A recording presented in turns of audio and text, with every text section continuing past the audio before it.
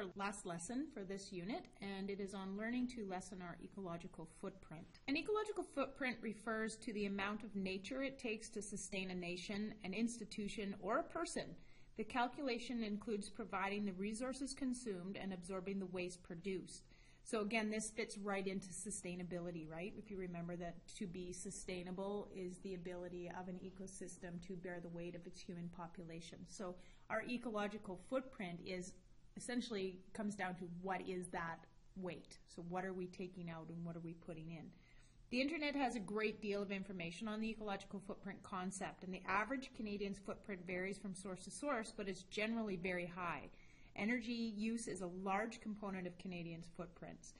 EcoVoyager cites 7.7 hectares as the average Canadian ecological footprint, and all of this will make sense as we go through this. But if everyone on Earth lived like the average Canadian, we would need more than 3 Earths to sustain everyone. So how do we lessen our ecological footprint? How we choose to live has an effect on our ecosystem. So we use resources to meet our basic needs: shelter, clothing, food, energy for heating, transportation. So like a footprint in the sand, when you use resources, you leave a mark, you leave a footprint. We're also using resources for things we don't need, and we've talked in the past about needs versus wants. As a human population, we have way more wants than needs. And so therefore, because of that, our ecological footprint is significantly larger than, say, those third world countries that may want things but just don't have the resources or the economic foundation in order to have those, so they subsist in their ecosystems mostly on need. Determining the amount of resources you use and the waste you put in, you can calculate your footprint. And there are, of course, always ways to have smaller impacts on your ecosystem. So how do we reduce our ecological footprint? The David Suzuki Foundation has developed a list of 10 things you can do to help reduce your ecological footprint. Here are some that you can do as a student. Okay, so you can eat a meat-free meal at least once a week. So that shouldn't be too hard. You just ask your parents to make you something without meat in it at least once a week. Those of you that are vegetarians already have a head start on this one. Walk, bike, or carpool, or take transit to school or to anywhere else that you want to go.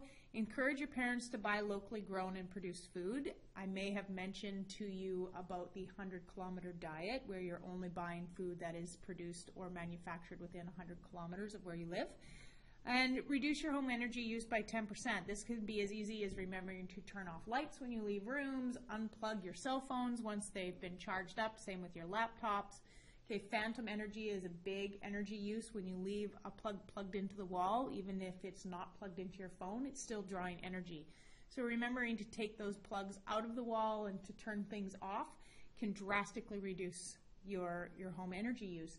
Also putting on a sweater instead of turning on the heat, having a shower instead of a bath, which uses way less water. Okay, so the fifth way that you guys can help is just by learning more and sharing those tidbits of information with other people. So here's a quiz. Go to this website down here and you choose Calgary as your home base, and that's because it's the closest to Vancouver.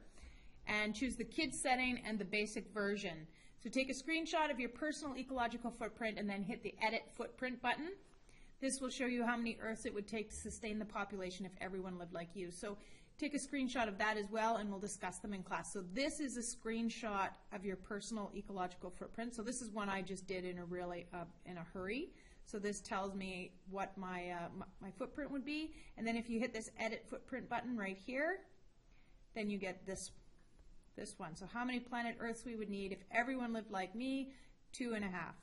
Okay, and the total global hectares that means is 4 to 5 global hectares. Okay, and here's the breakdown of everything that I'm using. So services, so that takes up half of my my footprint. So those are things like groceries and food. Okay, so goods, mobility. So here's my transportation is the smallest, my shelter, and my food. All right, so take a screenshot of those, bring them into class, and we'll talk about them. Again, here's the website that I'd like you to go to.